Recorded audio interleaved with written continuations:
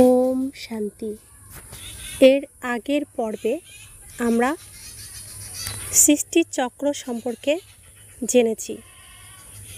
আজকে আমরা সৃষ্টিরূপী কল্পবৃক্ষ সম্পর্কে জানব। কল্পবৃক্ষের বীজ, শাখা প্রশাখা সব কিছু সম্পর্কে আমরা আজকে ধীরে ধীরে জানব। চিত্রে যে কল্পবৃক্ষটি দেখানো হচ্ছে, এই কল্পবৃক্ষটি বীজ থাকে ওপরে আর শাখা প্রশাখা থাকে নিচের দিকে। প্রকৃতিতে যে বৃক্ষ থাকে সেই বৃক্ষের বীজ থাকে নিচে, মাটির নিচে, আর বৃক্ষটি থাকে উপরে। ডালপালা, শাখা প্রশাখা, পাতা, ফল সব ওপরে থাকে। কল্পবৃক্ষ সম্পর্কে আমরা জানার আগে কল্প কাকে বলা হয় তা জানতে হবে। কল্প সম্পর্কে অনেকের অনেক রকম ধারণা। ভগবান পরমপিতা পরমাত্মা আমাদের বুঝিয়েছেন কল্প সম্পর্কে। সৃষ্টি চক্রের পর্বে আমরা জেনেছি যে 60 সেকেন্ডে 1 মিনিট, 60 মিনিটে 1 ঘন্টা, 24 ঘন্টায় 1 দিন, 30 দিনে 1 মাস, 12 মাসে 1 বছর, 1250 বছরে 1 যুগ। তো এই 1250 বছর করে 4 যুগ পার হওয়ার পরে 5000 বছর পূর্ণ হলে একটা কল্প শেষ হয়। অর্থাৎ শুরু থেকে শেষ পর্যন্ত সৃষ্টির যে এই চক্র একবার আবর্তিত হওয়াকেই বলা হয় এক কল্প। এই কল্প শেষ হয়ে আবার যখন সত্যযুগ শুরু হবে তখন আবার নতুন কল্প শুরু হবে। সত্যযুগে কল্প শুরু হয় আর কলিযুগে সেই কল্প শেষ হয়। সত্যযুগের শুরু থেকে কলিযুগের অন্তিম সময় পর্যন্ত পৌঁছাতে এই সৃষ্টির চক্রের 5000 বছর সময় লাগে। এই 5000 বছর পূর্ণ হওয়াকেই বলা হয় এক কল্প। এই কল্প বৃক্ষের বীজ হলেন পরমপিতা পরমাত্মা। প্রকৃতিতে যে গাছ আছে সেই গাছের বীজ মাটির নিচে থাকে, গুপ্ত। সেরকমই এই সৃষ্টিরূপী কল্পবৃক্ষের বীজ গুপ্ত থাকে। তো এই কল্পবৃক্ষের সাথে কলকাতার বোটানিক্যাল গার্ডেনের বটবৃক্ষের সাথে তুলনা করা হয়েছে। বটবৃক্ষের বীজ অতি সূক্ষ্ম, সেই বীজ থাকে মাটির নিচে, আর ডালপালা, শাখা প্রশাখা নিয়ে অনেক দূর পর্যন্ত বিস্তৃত রয়েছে ওই বটবৃক্ষ সৃষ্টিরূপী কল্পবৃক্ষের মতন। প্রত্যেক 5000 বছর পর নতুন সৃষ্টি শুরু হওয়ার আগে পরমপিতা পরমাত্মা বীজ রূপে তার থেকে এই কল্পবৃক্ষের শুরু হয়। তো কল্পবৃক্ষ প্রথমে অঙ্কুর হয়, তো ধীরে ধীরে মাটি ভেদ করে 2টি পাতা বের হয়। তো চিত্রে আমরা দেখছি বীজ রূপে কল্পবৃক্ষের নিচে পরমপিতা পরমাত্মা রয়েছেন, তার উপরে শিকড়ে ব্রহ্মা সরস্বতী তপস্যা করছেন, তার সাথে অন্যান্য আত্মারাও তপস্যা করছেন। তো শিকড়ের মাধ্যমে জল, খনিজ পদার্থ যা কিছু প্রয়োজন পরমপিতা পরমাত্মার কাছ থেকে নিয়ে এই কল্পবৃক্ষটাকে এই তপস্বীরা ধীরে ধীরে বড় করছেন। ধীরে ধীরে অঙ্কুর থেকে কাণ্ড বেরোচ্ছে, কাণ্ডের উপরে 2টি পাতা, রাধা আর কৃষ্ণ বেরিয়েছে। তারপর 4টি পাতা, তারপর 8টি পাতা, এরকমভাবে কল্পবৃক্ষ ধীরে ধীরে বড় হচ্ছে। তো প্রত্যেক 5000 বছর পর এই ঘটনা ঘটতেই থাকে এই সৃষ্টির চক্রে, এর কোনো পরিবর্তন নেই। বীজ রূপে পরমপিতা পরমাত্মা, অঙ্কুর রূপে ব্রহ্মা সরস্বতী এবং অন্যান্য তপস্বীরা, তারা শিকড়ের মতো তারা এই কল্পবৃক্ষের জন্ম দিচ্ছে। তো ব্রহ্মা সরস্বতী অঙ্কুর হয়ে ধীরে ধীরে কাণ্ডে পরিণত হচ্ছে। পরমপিতা পরমাত্মার কাছ থেকে সমস্ত খনিজ পদার্থ, খাজানা, শক্তি, গুণ নিয়ে পরিপূর্ণ হয়ে ধীরে ধীরে কাণ্ডে পরিণত হচ্ছে। তারপর এই সৃষ্টিরূপী রঙ্গমঞ্চ পৃথিবীতে কৃষ্ণ রাধা রূপে দুটি পাতা প্রথম বের হয়। তারপর ধীরে ধীরে এই কল্পবৃক্ষের কাণ্ডটি বড় হতে থাকে, আর এরপর 4টি পাতা, 8টি পাতা, এভাবে অন্যান্য আত্মারাও আসতে থাকে। ধীরে ধীরে এই কল্পবৃক্ষ বড় হতে থাকে, আত্মারা আসতে থাকে, আর ধীরে ধীরে কল্পবৃক্ষ বড় হতে থাকে।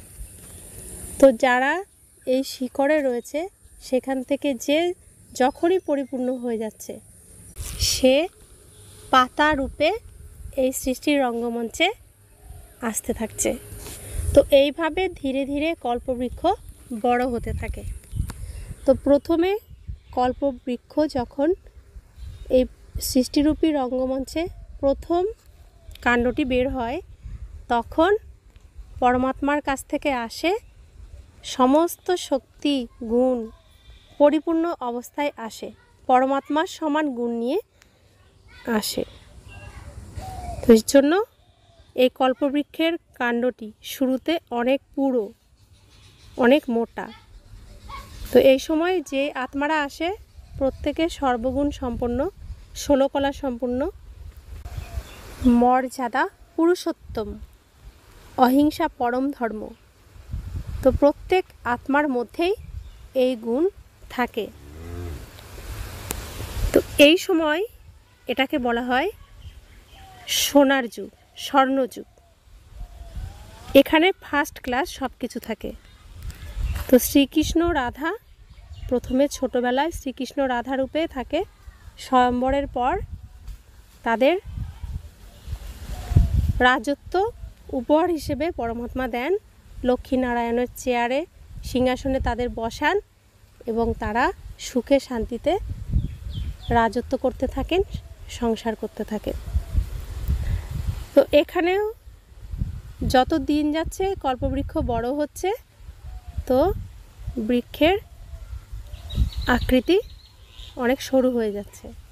অর্থাৎ যত বৃক্ষটি বড় হচ্ছে আর প্রত্যেক আত্মা পাতা ঝরে আবার পাতা বেরোচ্ছে, তখন তাদের গুণ কিছুটা কমে যাচ্ছে।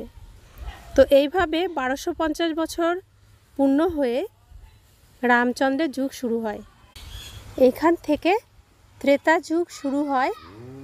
আত্মার 2 কলা কমে যায়, প্রত্যেক আত্মার মধ্যে 14টি গুণ থাকে। তো সোনার থেকে গুণ কমে হয়ে যায় রূপ। তো এই যুগটি হলো রূপর যুগ। সত্যযুগ, ত্রেতা যুগ, এই পর্যন্ত জ্ঞান সূর্য আমাদের পরমপিতা পরমাত্মা তার আলো পৌঁছায়। এই সময় পর্যন্ত কোনো পাতা থাকে না, শুধু কাণ্ডটিই থাকে।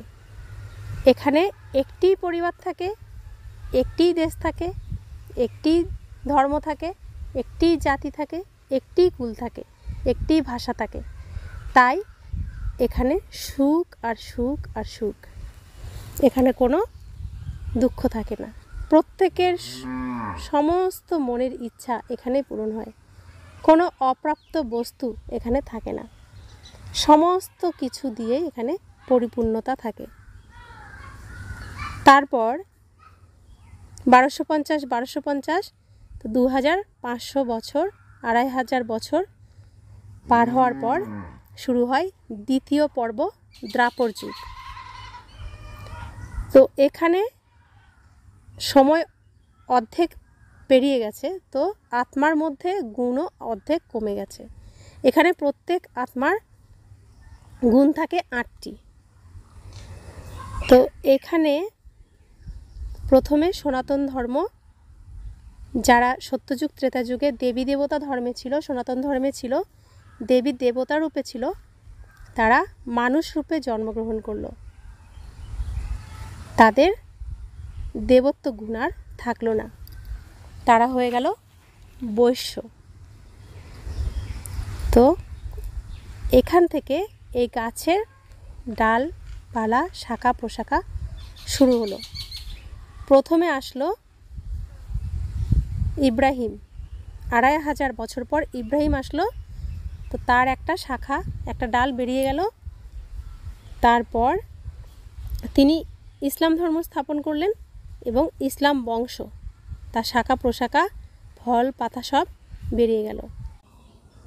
এরপর ইব্রাহিমের 200 বছর পর আসলেন বৌদ্ধ। তিনি বৌদ্ধ ধর্ম স্থাপন করলেন এবং বৌদ্ধ বংশের স্থাপন হলো। পাতা ফুল ফল বেরিয়ে আসলো, শাখা প্রশাখা বেরিয়ে আসলো। বৌদ্ধের 300 বছর পরে যীশুখ্রিস্ট আসলেন। তিনি খ্রিস্টান ধর্ম স্থাপন করলেন এবং খ্রিস্টান বংশের সবাই শাখা প্রশাখা পাতা ফুল ফল বেরিয়ে আসলো। যীশুখ্রিস্টের 500 বছর পরে আসলেন শঙ্করাচার্য। তিনি এসে সন্ন্যাস ধর্ম স্থাপন করলেন। তো তার সন্ন্যাস কুলের স্থাপন হলো এবং সেখান থেকে ডালপালা শাখা প্রশাখা পাতা বেরিয়ে আসলো। শঙ্করাচার্যের 150 বছর পরে আসেন হজরত মোহাম্মদ। তিনি ইসলাম ধর্ম স্থাপন করেন, মুসলিম ধর্ম স্থাপন করেন এবং তার বংশ স্থাপন হয়। শাখা প্রশাখা পাতা ফল ফুল বেরিয়ে আসে। এই দ্রাপর যুগে পুজো শুরু হয়, দেবী দেবতাদেরকে এখানে স্মরণ করে পুজো শুরু হয়ে যায়। প্রথম পুজো শুরু হয় পরমাত্মার, তারপরে শ্রীকৃষ্ণর, তারপরে অন্যান্য দেবদেবীদের পুজো শুরু হয়। তো এরপর আসে 1250 বছর পর আসে কলিযুগ। তো এটা গভীর রাত হয়ে যায়। দ্বাপর যুগ সন্ধ্যা, বিকেলের পর সন্ধ্যা, আর কলিযুগ গভীর রাত।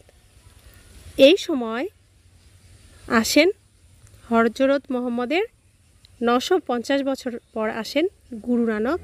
তিনি শিখ ধর্ম স্থাপন করেন, তার শিখ বংশ স্থাপিত হয়, শাখা প্রশাখা পাতা ফুল ফল বেরিয়ে আসে। তো কলিযুগে তারপর বিভিন্ন মঠ পন্থ সমাজ পন্থ সোসাইটি আশ্রম বিভিন্ন ধর্মসভা এখানে শুরু হয়, সমাজ শুরু হয়, সংঘ শুরু হয়। যারা কল্পবৃক্ষের শুরু থেকে ছিল, দেবী দেবতা ধর্মের যারা খুব সুখী ছিল, তারা এই কল্পবৃক্ষ যত বড় হয়েছে তত তাদের গুণগুলোকে হারাতে শুরু করেছে। তো সত্যযুগে 16 কলা, ত্রেতা যুগে 14 কলা, তো দ্রাপরে এসে 8 কলা হয়ে যায়। এই কল্পবৃক্ষের বয়স 2500 বছর হয়ে যায়, তো অর্ধেক সময় চলে যায়, তো সৃষ্টিতে সন্ধ্যা হয়ে যায়। দ্রাপর যুগ সন্ধ্যা, সত্যযুগ সকাল, ত্রেতা যুগ বিকাল, দ্রাপর যুগ সন্ধ্যা। কলিযুগে গভীর রাতে কোনো গুণই থাকে না। তো এই বৃক্ষটির কাণ্ড খুবই সরু হয়ে যায়। সত্যযুগ ত্রেতা যুগে এত সুখী আর পরমাত্মার কিরণ তাদের মধ্যে থাকে, এই দুই যুগে থাকে, তো দিন থাকে, তাই কারোর পুজো করা, কারোর উপর নির্ভর করা এসব থাকে না। তাই এই দুই যুগে কোনো পুজো করা হয় না। দ্রাপর যুগে সন্ধ্যা হয়ে যায়, তখন এই দেবী দেবতারাই তাদের গুণ হারিয়ে মানুষ রূপে জন্মগ্রহণ করে এবং তারা তাদেরই দেবী দেবতা রূপকে পুজো করতে শুরু করে। প্রথমে পরমাত্মাকে পুজো করে, তারপর বিভিন্ন দেবী দেবতাকে পুজো করে, তো এই সন্ধ্যাকালেই পুজোর নিয়ম শুরু হয়। তারপর ঘোর কলিযুগে এই মানুষরাই আবার মানুষকে পুজো করা শুরু করে দেয়। গাছকে পুজো করে, জলকে পুজো করে, রাস্তাঘাটকে পুজো করে, সাপ ব্যাঙ এ প্রকৃতি সবাইকে পুজো করতে শুরু করে। কারণ তখন তাদের মধ্যে আত্মিক কোনো স্থিতি থাকে না, ঈশ্বরের কোনো জ্ঞান, কোনো শক্তি এই অন্ধকার রাতে পৌঁছায় না, কোনো কিরণ পৌঁছায় না, তাই অজ্ঞান হয়ে যায়। তাই ভয়ে অন্ধকার গভীর রাতে ঈশ্বরের খোঁজে তো পুজো করতে শুরু করে দেয়। তো যখন ঘোর অন্ধকার এই সৃষ্টির 5000 বছর পূর্ণ হয়, তখন যিনি সৃষ্টির শুরুতে ছিলেন কৃষ্ণরূপে, অন্তিমে সেও তো সাধারণ হয়ে যায়। জন্ম নিতে নিতে তার সব গুণ হারিয়ে ফেলে সাধারণ মানুষ হয়ে যায়। তো সেই সাধারণ মানুষ যার মাধ্যমে পরমপিতা পরমাত্মা আবার এই সৃষ্টির রচনা করেন, তাকে বীজ রূপে রেখে দেন সৃষ্টি রচনার জন্য। তো তার নাম রাখেন ব্রহ্মা।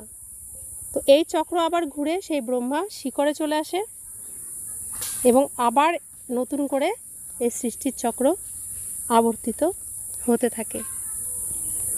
তো ব্রহ্মা কলিযুগের এই নোংরা কাদার মধ্যে থেকেও পদ্ম ফুলের মতো স্থিতি তিনি অর্জন করেন।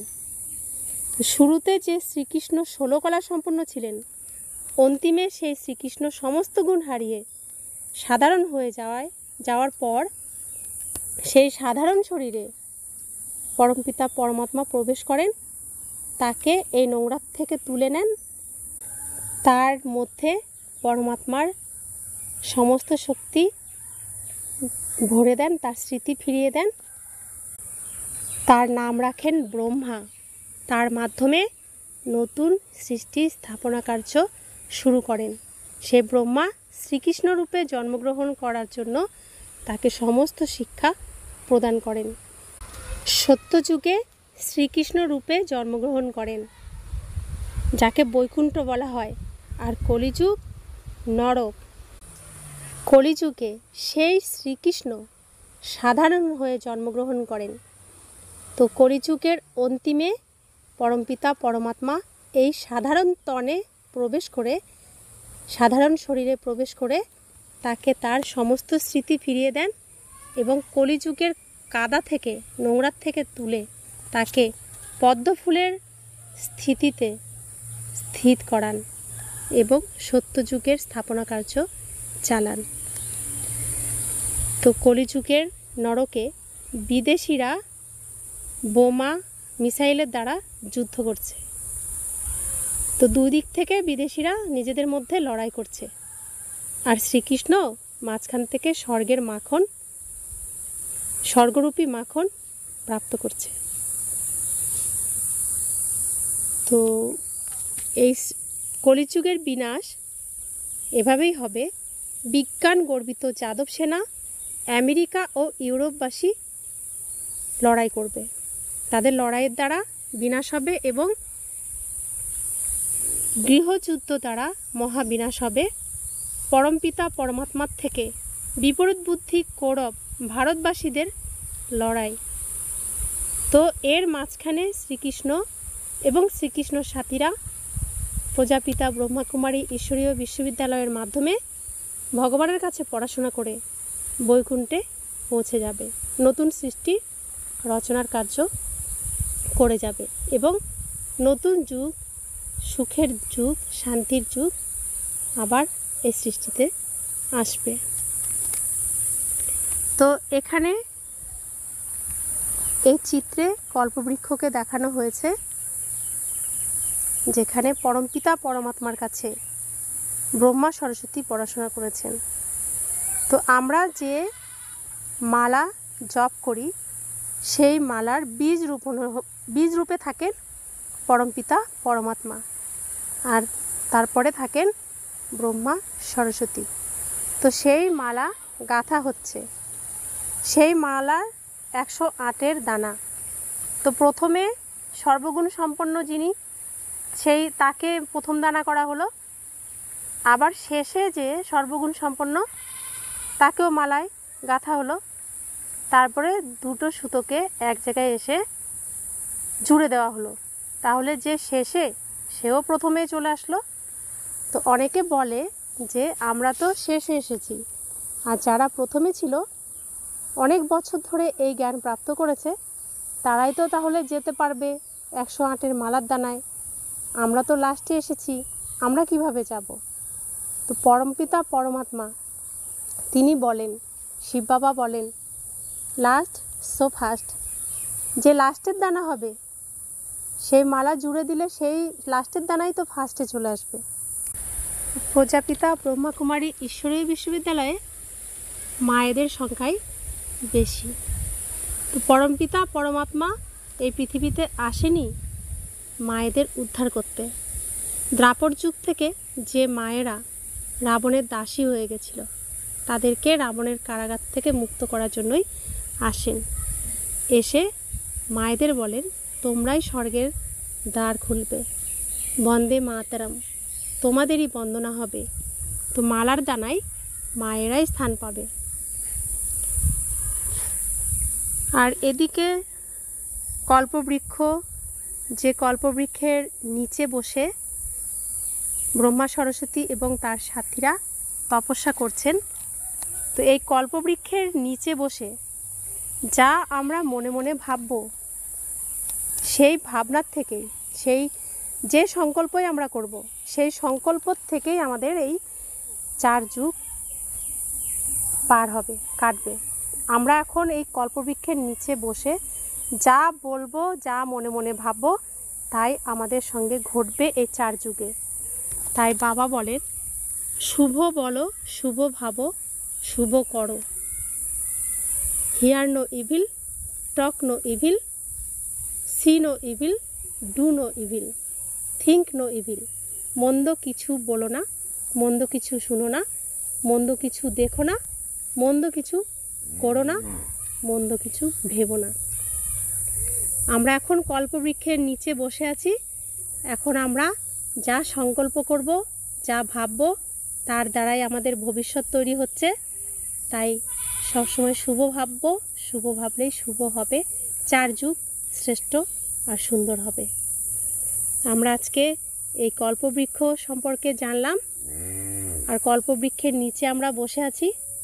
সবসময় নিজেকে শ্রেষ্ঠ স্থানে রেখে শ্রেষ্ঠ কর্মের দ্বারা শ্রেষ্ঠ জীবন প্রাপ্ত করার লক্ষ্যে আমরা এগিয়ে যাব আর অন্যকে এগিয়ে যেতে সাহায্য করব।